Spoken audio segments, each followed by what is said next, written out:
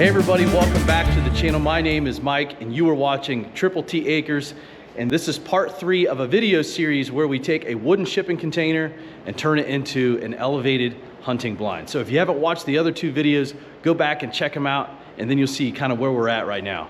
But let me get the camera turned around and show you what we're going to be doing today. We are going to be putting paint on the box blind today, and hopefully we can get that finished, get some of our metal trim that we want to put on the windows, get a roof on, and get the legs on. So let's get this thing going. We got the plastic all out here, and we got some exterior paint that we're going to be slapping on the sides to hopefully preserve the side as long as possible.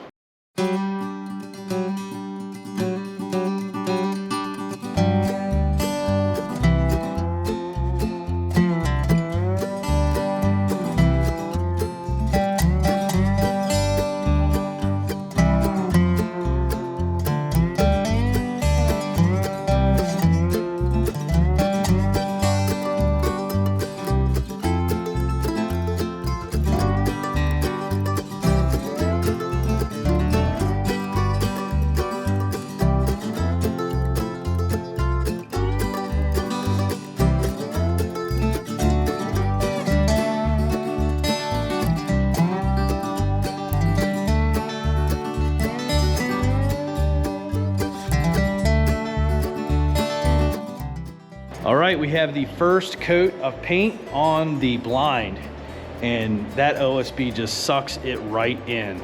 So our second coat should go on a lot easier, and yeah, this is really turning out good. I like the brown and the gray mix, but it'll all be brown here once we're finished. So now that we got the first coat of paint on here, we are going to let that dry, but we're gonna get our house wrap measured up and cut so that we can put it on the top before we get our metal roof on there. So that's what we're gonna do right now.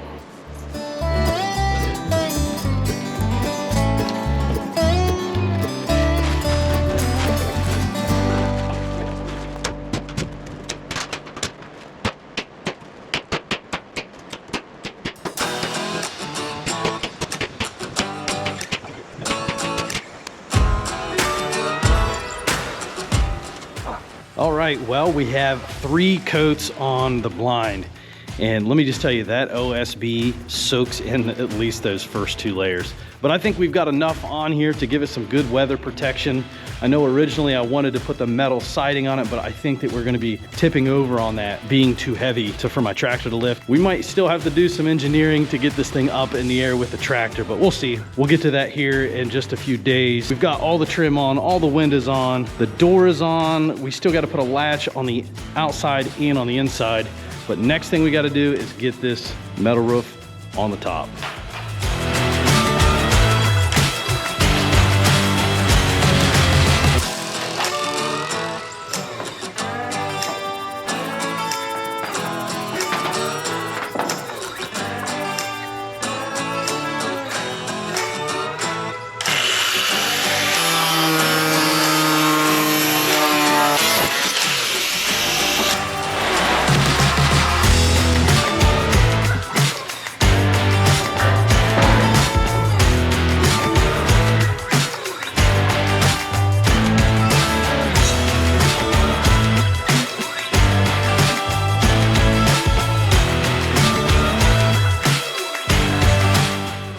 Well, we've got the roof on, and you can see my overhangs just like I planned. We got about a foot, maybe a little more than a foot on the back, definitely a foot on the front, and each side has just a little bit of overhang. You can't do too much overhang on these side panels because there's no rigidity here. It's corrugated metal. I've got a lot more rigidity right here, so this won't fold down or anything like that.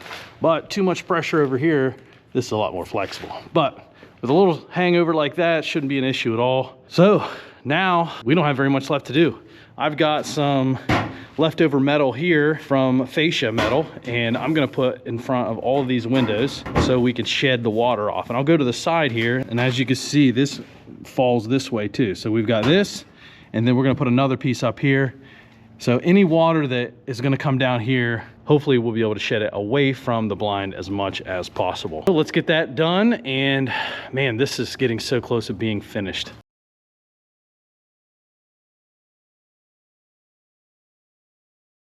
All right, guys, we are back out here in the barn working on the blind. Now, before I add these legs, I picked up a few of these treated 4x4s and I got some cross members over here. Before I even attempt to put those things on, I need to make sure that the tractor can pick it up.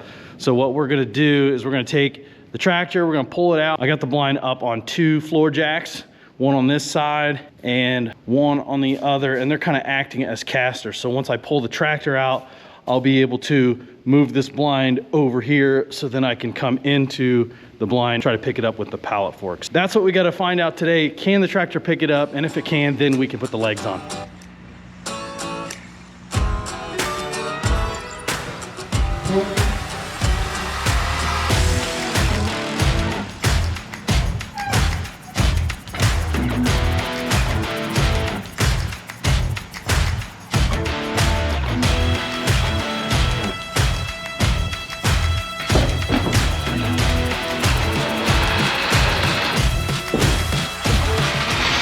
All right, so now we should be able to get the pallet forks underneath there and see if we can get this thing lifted up off the ground.